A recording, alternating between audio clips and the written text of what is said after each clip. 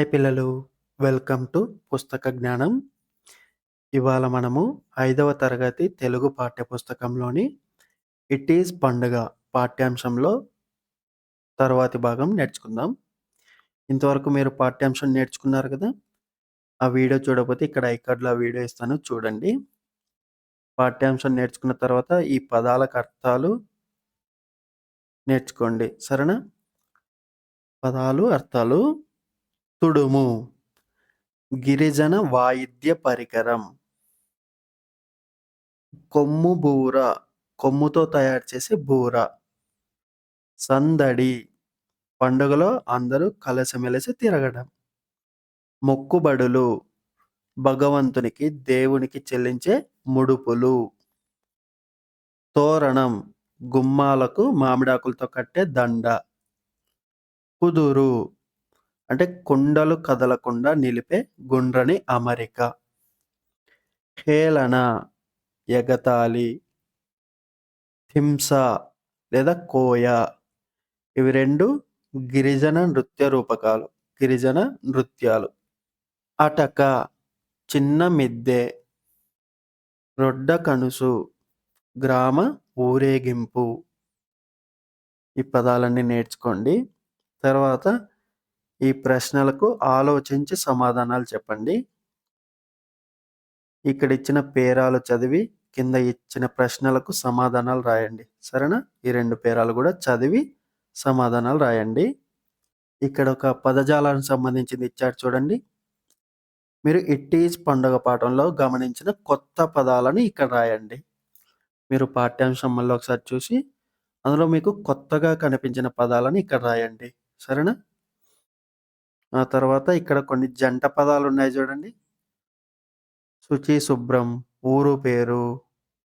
ఇలాగా అర్థం లేకపోయినా కూడా కొన్ని అర్థం ఉన్నవి, కొన్ని అర్థం లేనివి కలిపి ఇలా జంట పదాలు చేస్తూ వాడుతూ ఉంటాం మనం. తిండి తిప్పలు లేకుండా ఉండటము, ఇరుగు పొరుగు వారు కలిసిమెలిసి ఉండాలి. ఇల్లు వాకిలి శుభ్రంగా ఉంచుకోవాలి. కట్టుబొట్టు బాగుండాలి. ఇలాగ రకరకాల జంట పదాలు వాడతాం కదా! అవన్నీ ఇక్కడున్నాయి. ఏవైనా కొన్ని జంట పదాలను ఉపయోగించి సొంతంగా వాక్యాలు కింద 4 రాయండి. సరేనా? ఇప్పుడు నేను కొన్ని చెప్పా కదా! అలాగే ఒక పూర్తి వాక్యంగా మీరు 4 రాయండి. ఇక్కడ చూడండి. ఇక్కడ కొన్ని పదాలను మనము కలిపి వాడేస్తున్నాం. మొదట అన్నది మొట్టమొదట అవుతుందని కొన్ని వ్యాకరణాంశాలు మన తెలుగు వ్యాకరణాంశాలు చెప్తున్నాయి. అట్లాంటి మాటలు ఇంకొన్ని ఇక్కడున్నాయి చూడండి.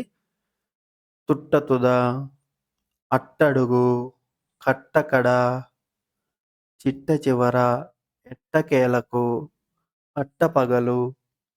ఇలాగ కొన్ని పదాలు మనకున్నాయి గదా! మన మొట్టమొదటి పండుగ ఉగాది.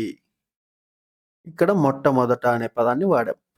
ఇలాంటి ఇంకొన్ని వాక్యాలు మీరు పాఠ్యాంశం చదివి గాని, లేకపోతే మీకు తెలిసినా గాని ఇక్కడ రాయగలిగారేమో ప్రయత్నించండి. సరేనా?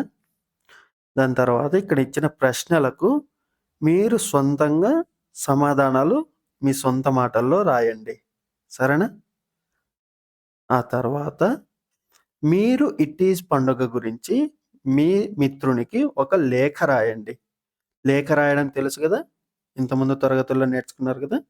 అదేవిధంగా 'ఇట్ ఈజ్ పండుగ' గురించి తెలుపుతూ నీ మిత్రునికి ఒక లేఖ రాయండి. దాని తర్వాత ఒక ప్రశంసకు సంబంధించిన అంశం. రామి 5వ తరగతి చదువుతుంది. రామికి జానపద గీతాలు సేకరించడం చాలా ఇష్టం. వాటిని చక్కగా పాడుతుంది. అలాగే తోటి పిల్లలందరికీ నేర్పుతుంది. మీరు రామిని ఎలా ప్రశంసిస్తారో రాయండి.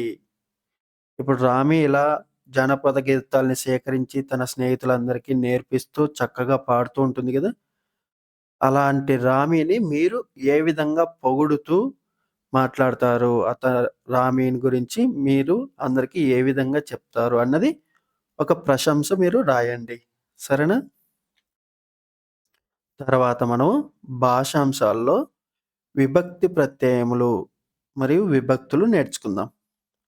ఒకసారి ఇక్కడ గీత గీసిన అక్షరాలను గమనిస్తూ వాక్యాల్ని చదవండి. పాలు సేమ్యాతో పాయసం చేస్తారు.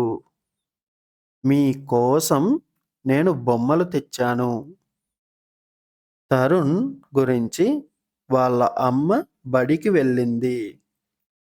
సుస్మితకు శిరీష చాక్లెట్లు ఇచ్చింది. హనుమంతుడు రాముని యొక్క దూతగా లంకకు వెళ్ళాడు. వాక్యాలు చదివారు గదా! ఇక్కడ గీత గీసిన అక్షరాల్ని మళ్ళీ ఒకసారి గమనించండి. సేమ్యాతో, మీ కోసం, తరుణ్ గురించి, సుస్మితకు, రాముని యొక్క. ఇప్పుడు ఈ గీత గీసిన పదాలు లేవు అనుకోండి. ఈ వాక్యం సరైన అర్థం వస్తుందా? పాలు, సేమ్యా పాయసం చేస్తారు. నేను బొమ్మలు తెచ్చాను. తరుణ్ వాళ్ళ అమ్మ బడికి వెళ్ళింది. సుస్మిత శిరీష చాక్లెట్లు ఇచ్చింది. హనుమంతుడు రాముని దూతగా లంకకు వెళ్ళాడు. ఇక్కడ ప్రతీదీ అదే విధమైన అర్థం రావట్లేదు కదా! ఈ పదం ఉంటే ఒక అర్థం వస్తుంది. ఈ పదం లేకపోతే ఒక అర్థంగా వస్తుంది కదా! ఇలా పూర్తి అర్థాన్ని ఈ గీత గీసిన పదాలు మనకిస్తున్నాయి. అక్షరాలు లేదా పదాలు. అలాగే ఇక్కడ మిగతా పదాలతో అవి సంబంధాన్ని ఏర్పరుస్తున్నాయి. ఆ వాక్యంలోని మిగతా పదాలతో పూర్తి వాక్యానికి అర్థం వచ్చేలాగా చేస్తూ మిగతా పదాలతో సంబంధాన్ని ఏర్పరుస్తున్నాయి. ఇలాంటి వాటినే విభక్తి ప్రత్యయాలు అంటాం. విభక్తి ప్రత్యయాలు అంటాం వీటినే. ఇవి 8 ప్రత్యయాలు 8. ఇవి లేకపోతే పదాల మధ్య సంబంధం సరిగ్గా తెలీదు. ఇవి ఉంటేనే మనకి పదాల మధ్య సంబంధం ఏంటి అనేది కరెక్ట్‌గా తెలుస్తుంది. ఈ విభక్తి ప్రత్యయాలు 8 రకాలు అనుకున్నాం కదా! వాటిలో మొదటిది ప్రథమా విభక్తి.